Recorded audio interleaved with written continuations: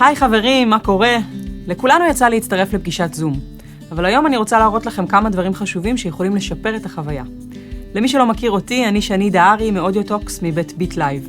בערוץ שלנו תמצאו סרטוני הדרכה, טיפים וסקירות של מוצרים ותוכנות שיעזרו לכם להביא את עצמכם לידי ביטוי ולשתף את הידע, האומנות והתוכן שלכם ברשת. אז איך מצטרפים לפגישת זום? קיבלתם לינק עם הזמנה לפגישת זום באימייל או בוואטסאפ. כשתלחצו על הלינק, תועברו לחלון הזה, Launch Zoom. זה כמובן קורה אם התוכנה כבר מותקנת. אם עדיין לא התקנתם את התוכנה על המכשיר שממנו אתם נכנסים, תועברו לדאונלוד.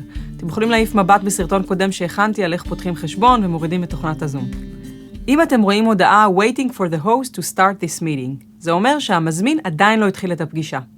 ואתם יכולים בזמן שאתם ממתינים לבדוק את האודיו במחשב ולוודא שאתם מחוברים וששומעים אתכם טוב.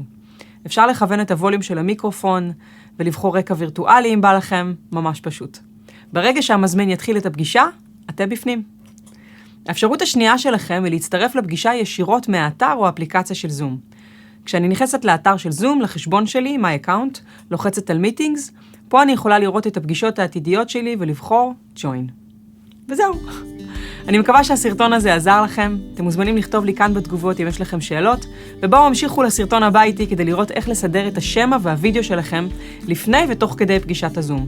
או שפשוט תדלגו לכם לנושא שמעניין אתכם בסדרת סרטוני הדרכת הזום שלנו.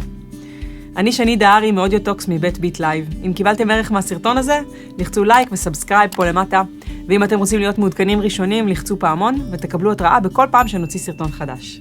תודה רבה שצפיתם ושיהיה המון בהצלחה.